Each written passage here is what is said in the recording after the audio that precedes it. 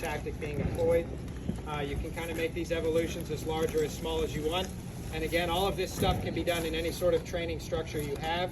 Sort of the problems with the training structures we have now is if they're burn buildings, either masonry or container based, they're not great for giving you accurate representation of suppression in residential buildings.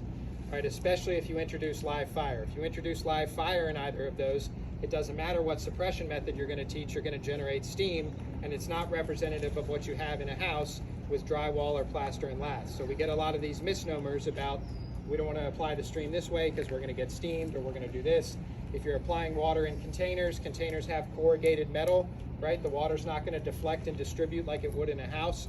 So it's really hard to teach the nuts and bolts of suppression in the training buildings we have. So props like this can be to your benefit with that. Again, you can kind of make them as long or as short as you want.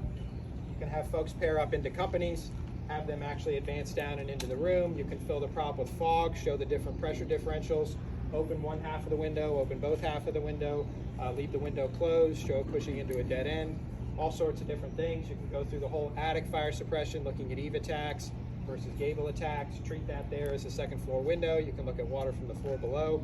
So we'll just finish up here taking a look at water into fire compartments.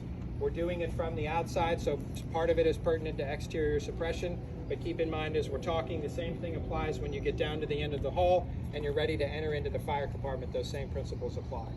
So again, we'll look at stream angles from the room here. So what JJ is going to do is start with a very shallow angle on the ceiling towards the very back, and then advance up, get that angle steeper, and then get down low.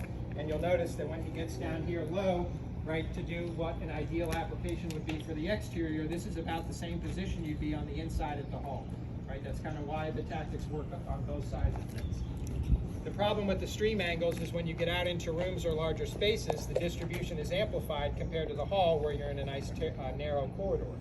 So when you're taking a look at stream angles like this, as he does a shallow angle, take note that the side walls are totally dry. Most of the ceiling is totally dry, and this front wall where you're applying water into is totally dry. If we understand fire dynamics and we have a room that's gone to flashover and there's fire out of the window, where do we know that fire is? It's at the window, right? The gases are being generated inside where it's hot, but they're coming to burn at the window, so that leads this wall being pretty critical to get wet, right? So that's why steep angles are our friend, both from the outside and the inside.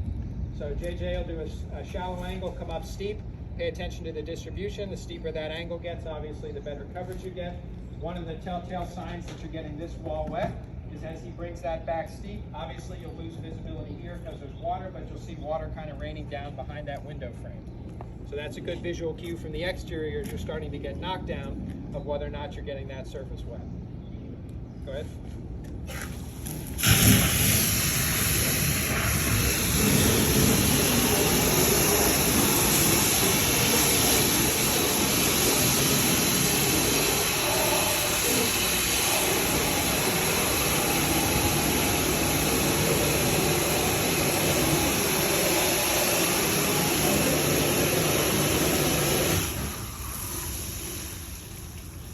So you can pretty much see that within a couple seconds, based on the high stream angle,